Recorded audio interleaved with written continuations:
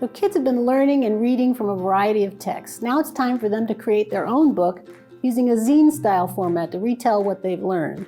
So you might be familiar with smaller zines made out of copy paper. We're going to do a big version of this with the paper that you usually find in the art room.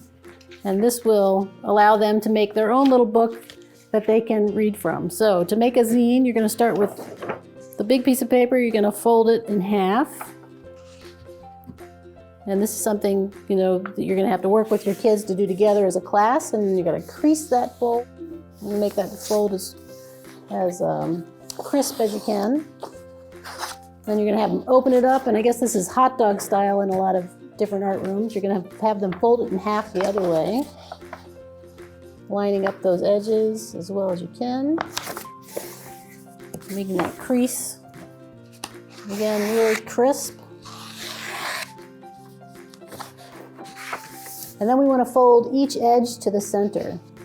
We're going to have this piece of paper divided into 8 even sections to make our book.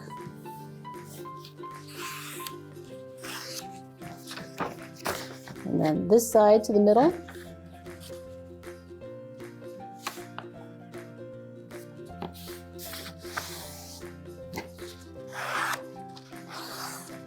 So there are a lot of good math lessons in this too. So we now have 1 sheet of paper divided into 8 different rectangles.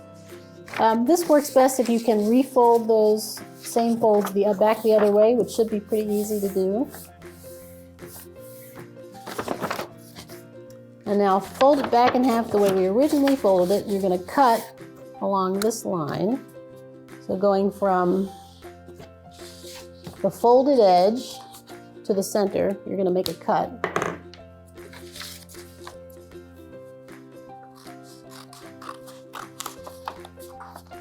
And this is good for kids to practice their manipulation of scissors and gluing.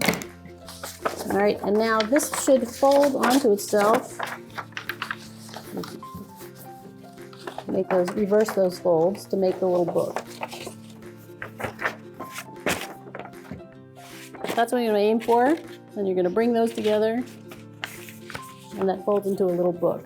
So we have a book that has a title page, something you can put here, now and then, now and then, and now and then. So there are 3 different sections for them to talk about what happened before and what happened after. You can have printed out little title pages that they can add their names to.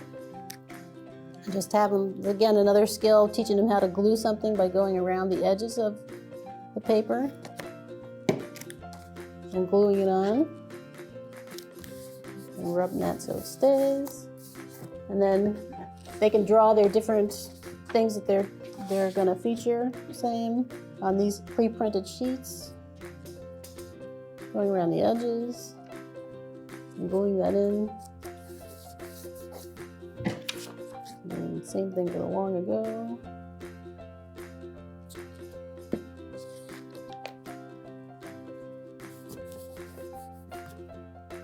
So now they have their own little book that they can be proud of, and they can read to their friends and family, talking about things that happened long ago and things that happened now.